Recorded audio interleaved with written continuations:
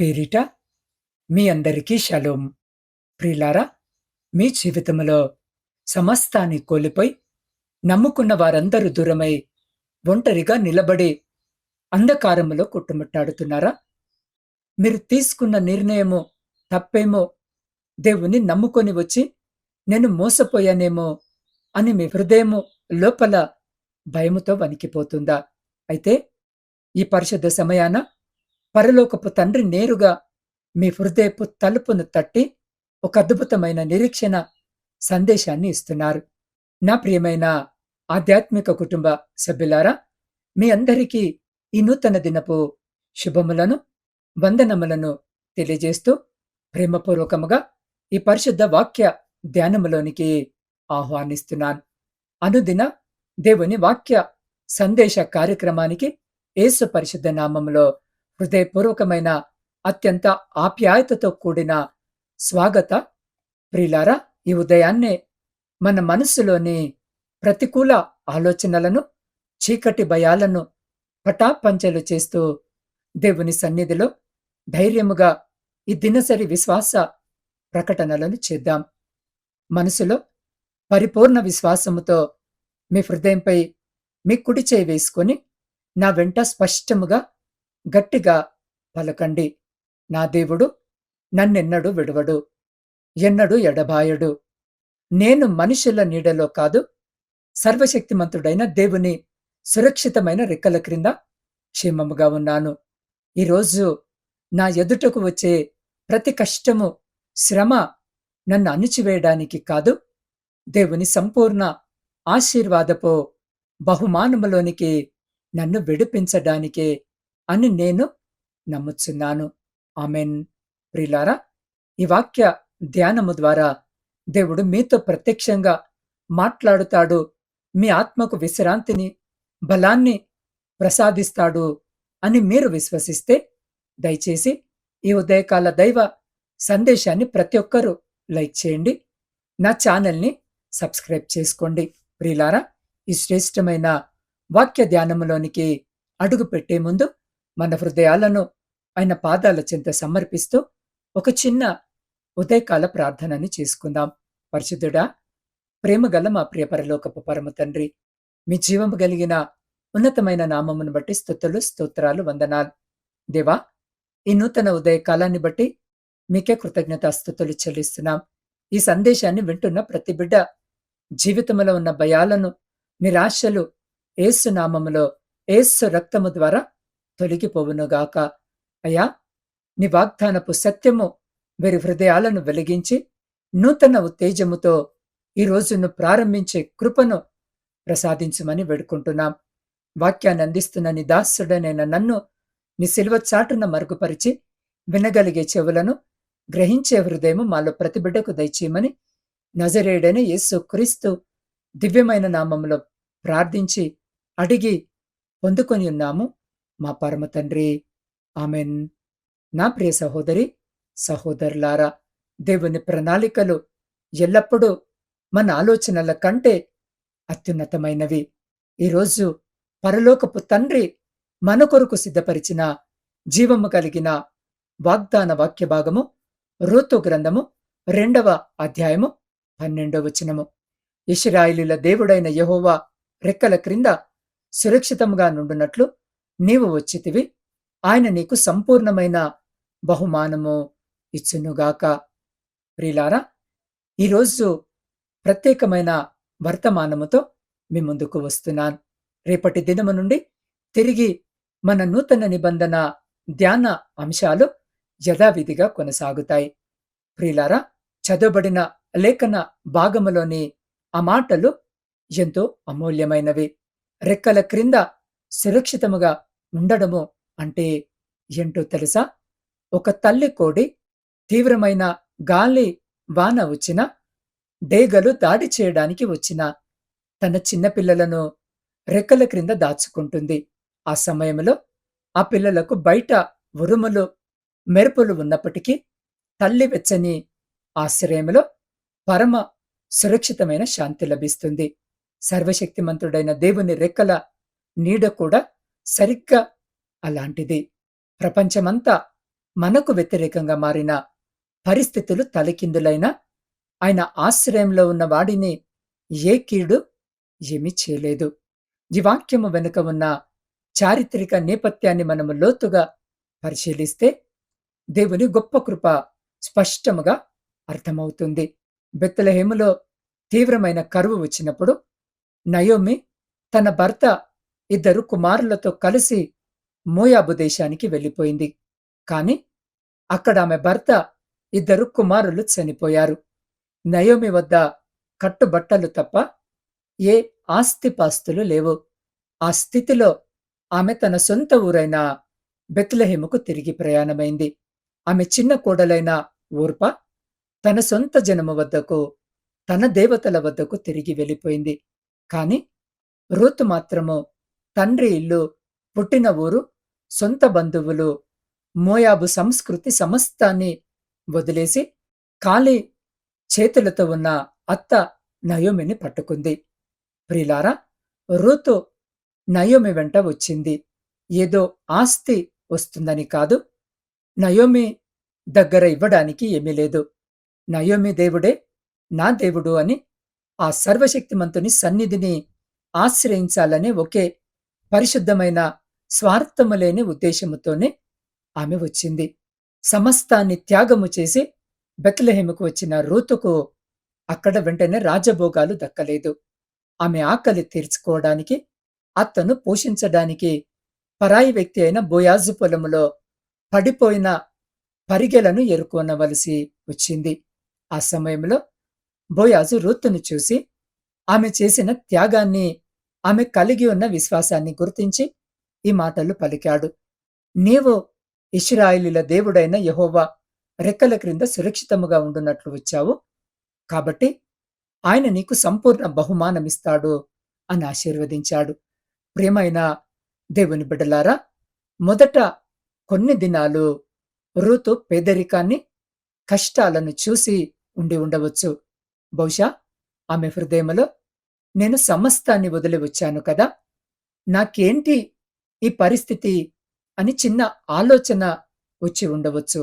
కాని దేవుడు ఆమెను మర్చిపోలేదు. ఆమె నమ్మిన దేవుడు సజీవుడు. ఆమె పేదరికములో పరిగే ఏరుకున్న రూతును ఆ పొల యజమాని అయిన మహాధనవంతుడైన బోయాజుకే భార్యగా చేసి దావీదు మహారాజుకు యుగయుగాల రక్షకుడైన యేసుక్రీస్తు వంశావళిలోనే గొప్ప స్థానాన్నిచ్చి సంపూర్ణ బహుమానముతో దేవుడు ఆమెను హెచ్చించాడు. కష్టాల కడలి దాటిన తర్వాతే దేవుడు సిద్ధపరిచిన ఆశీర్వాదపు తీరము కనిపిస్తుంది. ఈరోజు ఈ సందేశాన్ని వింటున్న నా ప్రియమైన సహోదరి, సహోదరుడా, ఈ రూతు చరిత్ర నీ జీవితానికి ఒక ప్రత్యక్ష నిదర్శనము. నీవు కూడా దేవుని నమ్ముకొని యేసయ్యే నా రక్షకుడని తీర్మానించుకొని నీ కులాన్ని, నీ మతాన్ని, నీ పాత స్నేహితులను, లౌకిక ఆచారాలను, బంధువుల హేళనలను తట్టుకొని దేవుని వైపు అడుగు వేసి ఉండవచ్చు. కాని ఈరోజు నీ పరిస్థితి ఏంటి?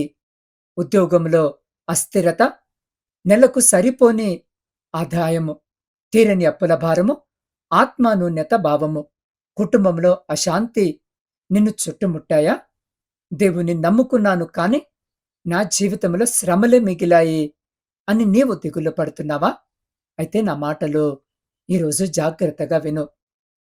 నీవు మనుషులను నమ్ముకొని రాలేదు. మార్పులేని సర్వశక్తిమంతుడైన దేవుని ఆశ్రయించావు. దేవుని ఆశ్రయించిన వ్యక్తి ఏ రోజు నశించిపోడు.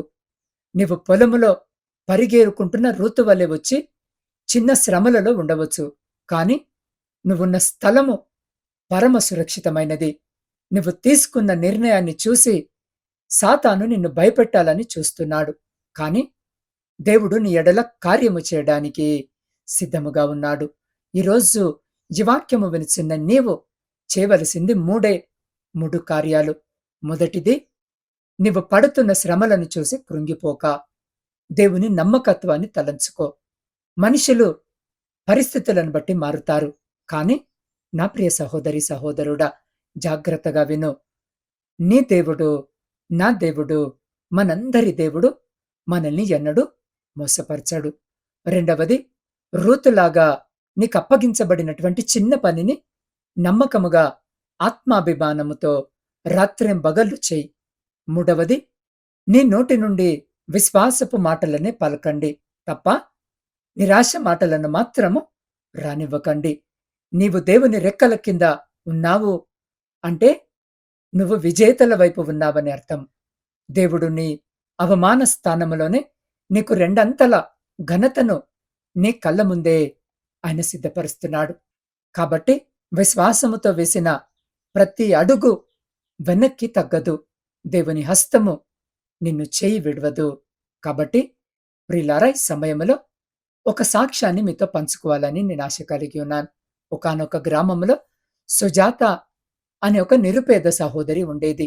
ఆమె కుటుంబము దేవుని సువార్తను విని తమ పాత ఆలోచనలను, లౌకిక విశ్వాసాలను వదిలేసి యేసయ్యను సొంత రక్షకుడిగా అంగీకరించింది. ఆ నిర్ణయం వల్ల ఆమె సొంత బంధువులు, గ్రామంలోని ప్రజలు ఆమెను తీవ్రముగా వెలివేశారు. ఎవరు సహాయం చేయడానికి ముందుకు రాలేదు. సరిగ్గా అదే సమయంలో ఆమె భర్త తీవ్రమైన అనారోగ్యముతో మంచాన పడ్డాడు. చేతిలో చిల్లిగవ్వలేదు. పిల్లల చదువులు ఆగిపోయే పరిస్థితి వచ్చింది. ఇంట్లో తినడానికి ధాన్యపు గింజలు కూడా లేని రాత్రుళ్ళు ఎన్ని ఉన్నాయి. బంధువులు వచ్చి హేళన చేశారు. నీ దేవుడు నిన్ను కాపాడా? సమస్తాన్ని వదిలేసి ఆయన నమ్ముకున్నావు కదా, ఇప్పుడు ఈ పేదరికము, ఈ రోగము ఏంటి అని ఎగతాళి చేశారు. కాని సుజాత తన విశ్వాసాన్ని కోల్పోలేదు. ప్రతి ఉదయము కన్నీళ్లతో మోకాళ్లపై నిలబడి, ప్రభువా, నేను నీ రెక్కల క్రింద సురక్షితముగా ఉండటానికి వచ్చాను, నీవు నన్ను అవమానపరచవు అని ప్రార్థించేది. ఆమె చిన్న చిన్న కూలి పనులు చేస్తూ తన కుటుంబాన్ని పోషించుకుంటూ దేవుని ముందు నమ్మకముగా నిలిచింది. రోజులు గడిచాయి. దేవుడు ఆమె విశ్వాసాన్ని, సహనాన్ని జ్ఞాపకము చేసుకున్నాడు. ఒక చిన్న స్వయం సహాయక సంఘము ద్వారా ఆమెకు ఒక చిన్న వ్యాపార మార్గము తెరుచుకుంది. దేవుడు ఆమె చేతి పనిని సమృద్ధిగా ఆశీర్వదించాడు. ఊహించని రీతిలో ఆమె భర్తకు ఉచితముగా వైద్యం అందింది. పూర్తి స్వస్థత లభించింది. ఆమె పిల్లలు ఉన్నత చదువులు చదివి మంచి ఉద్యోగాలలో స్థిరపడ్డారు. ఏ బంధువులైతే ఒకప్పుడు ఆమెను చూసి హేళన చేశారో, అదే బంధువులు ఆమె దేవుని ఆశీర్వాదాన్ని పొందుకున్నటువంటి స్థితిని చూసి ఆశ్చర్యపోయి తమ కష్టాల్లో ప్రార్థన చేయమని సుజాత వద్దకు రావడము ప్రారంభించారు.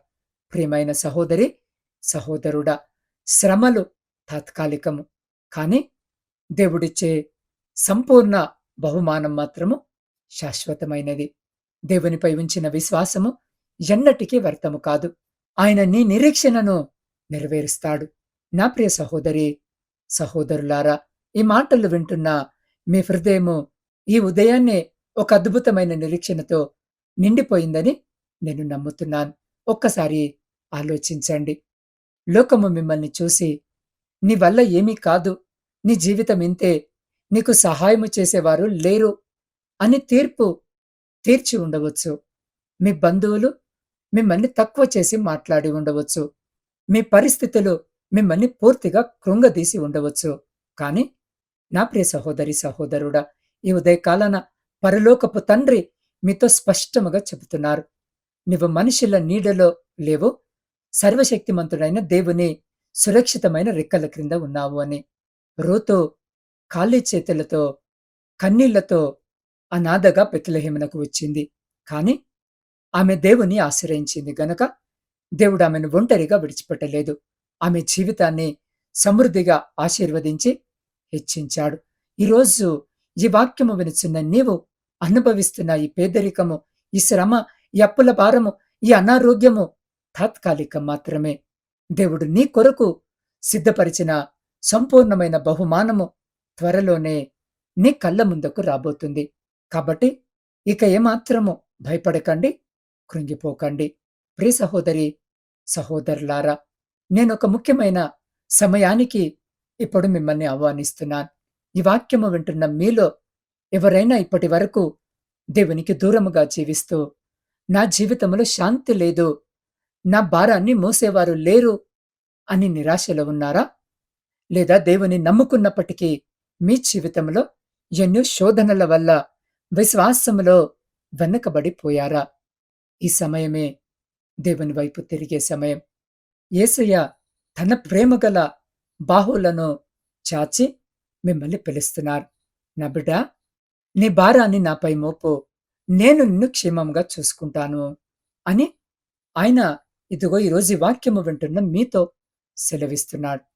కాబట్టి ఈ సమయంలో మీరెక్కడ ఉన్నా, మీ ఇంట్లో ఉన్నా, ప్రయాణంలో ఉన్నా, మీ పని స్థలములో ఉన్నా, ఒక్క క్షణము వీలైతే కళ్ళు మూసుకొని మీ కుడి చేతిని మీ హృదయంపై ఉంచుకోండి.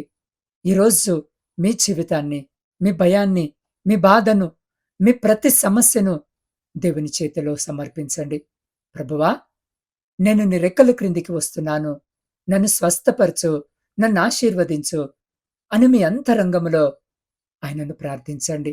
రండి, దేవుని శక్తివంతమైన ప్రవచనాత్మక ఆశీర్వాదము కొరకు ఇప్పుడే మనం పరిపూర్ణ విశ్వాసముతో కలిసి ఏక మనస్సుతో ఈ చివరి ప్రార్థనలో ఏకీభవిద్దాం.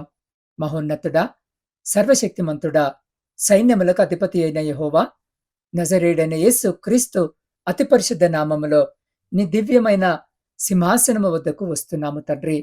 అయ్యా, ఈ ఉదయము ఈ వాక్యాన్ని వింటున్న నీ ప్రియ బిడ్డల ప్రతి కుటుంబాన్ని నీ పరిశుద్ధ రక్త ప్రోక్షణ కిందకు తీసుకొని వస్తున్నాను. దేవా, వీరు సమస్తాన్ని కాదనుకొని నీ రెక్కల క్రింద సురక్షితముగా ఉండటానికి వచ్చారు. నీ మాట చొప్పున వీరిని సంపూర్ణ బహుమానంతో ఆశీర్వదించండి. అయ్యా, ఈ ప్రార్థన వింటున్న వారిలో ఉన్న ప్రతి ఆర్థిక భారాలు, అప్పుల బంధనాలు మీ పరిశుద్ధ నామములో తెగిపోవునుగాక. వీరి వ్యాధులు, దీర్ఘకాలిక రోగాలు, బలహీనతలు యేసు క్రీస్తు గాయపడిన దెబ్బల ద్వారా ఇప్పుడే స్వస్థత పొందునుగాక. ఉద్యోగాలు లేక బాధపడుతున్న నిరుద్యోగ యువతీ యువకులకు శ్రేష్టమైన ద్వారములు తెరవబడునుగాక. విదేశాలు చదువుతున్న, ఉద్యోగాలు చేస్తున్న నీ బిడలకు నీ దేవదూతల కాపల ఉంచండి. వ్యాపారాలలో, చేతి పనులలో, వ్యవసాయము చేస్తున్న రైతు సోదరుల కష్టములో నీ ఆశీర్వాదపు వర్షము కురిపించమని వేడుకుంటున్నాం. అయ్యా, విరిగిపోయిన కుటుంబాలు, వివాహ బంధాలలో అశాంతితో ఉన్న జంటలు యేసు నామములో సమాధానము పొందుదురుగాక. వివాహాల కొరకు, అయా గర్భఫలము కొరకు కన్నీళ్లతో ఎదురుచూస్తున్న బిడ్డల అంగలార్పును నాట్యముగా మార్చండి. ఈరోజు జన్మదినాలు, వివాహ వార్షికోత్సవాలు జరుపుకుంటున్న ప్రతి బిడ్డను ఆయుర ఆరోగ్యాలతో దీవించండి. అయ్యా, మా దేశ సరిహద్దులో కాపలా కాస్తున్న సైనికులకు, దేశములో శాంతి భద్రతల కొరకు ప్రార్థిస్తున్నాం. దేవా, నా ఆధ్యాత్మిక కుటుంబ సభ్యులు తమ కుటుంబాలను సంతోషముగా పోషించుకొనడానికి కావలసిన సమృద్ధి గల సంపదను, జ్ఞానాన్ని ప్రసాదించండి. ఈరోజు వీరు వెళ్లే మార్గాలలో ఉన్న ప్రతి అడ్డంకి, ప్రతి సాతాను తంత్రము యేసు నామములో పటాపంచలైపోవును గాక. నిత్యమైన సురక్షితమైన నీడలో వీరికి విజయాన్ని దయచేయమని నజరేయుడైన యేసు క్రీస్తు శ్రేష్టమైన నామములో ప్రార్థించి స్తుతించి అడిగి పొందుకొని ఉన్నాము మా పరమ తండ్రి. ఆమెన్. నా ప్రియ సహోదరి సహోదరులారా, ఈ రోజును ధైర్యముగా, నిరీక్షణతో ఎదుర్కోండి. సర్వశక్తిమంతుడైన దేవుని రెక్కల క్రింద ఉన్న మిమ్మల్ని ఏ శ్రమ కూడా ఏమీ చేయలేదు. ఈ ఆశీర్వదించబడిన ఉదయకాల సందేశము మీ హృదయానికి ధైర్యాన్ని, ఆశీర్వాదాన్ని అందించినట్టయితే వెంటనే ఈ వీడియోను లైక్ చేయండి. నా ఛానల్ని సబ్స్క్రైబ్ చేసుకోండి. క్రింద ఉన్న కామెంట్ సెక్షన్లో మీ విశ్వాసాన్ని ప్రకటిస్తూ ఆమెన్ అని టైప్ చేయండి. ఈ వాక్య ఆశీర్వాదం మీతోనే ఆగిపోకుండా నిరాశలో ఉన్న కనీసము 3 వ్యక్తులకు ఈ వీడియోని ఇప్పుడే షేర్ చేయండి. అలాగే మీ వాట్సాప్ స్టేటస్లో కూడా షేర్ చేసి దేవుని సువార్తను వ్యాప్తి చేయండి. ప్రియులారా, మీకు ఇంకేమైనా ప్రత్యేకమైన ప్రార్థన విన్నపాలు ఉన్నట్టయితే స్క్రీన్ పైన కనిపిస్తున్న నా వాట్సాప్ నంబర్కి సందేశం ద్వారా పంపండి. లేదా నేరుగా ఫోన్ ద్వారా నన్ను సంప్రదించి నాకు తెలియజేసినట్టయితే నేను నా వ్యక్తిగత ప్రార్థనలలో మీ కొరకు దేవుని సన్నిధిలో విన్నపాన్ని చేస్తాను. రేపటి అత్యంత శ్రేష్టమైన ఉదయకాల సందేశంలో మత్తయి సువార్త 25వ అధ్యాయం ఆధారముగా దేవుడు మనకు దాచి ఉంచిన పరలోకపు తలాంతులు, పరలోక రాజ్య సిద్ధపాటు అనే అత్యంత శక్తివంతమైన ఆధ్యాత్మిక రహస్యాలను ధ్యానించబోతున్నాం. అంతవరకు దేవుని సురక్షితమైన రెక్కల నీడలో క్షేమముగా వర్ధిల్లండి. దేవుడు మిమ్మల్ని నిండారుగా ఆశీర్వదించునుగాక. ఆమెన్.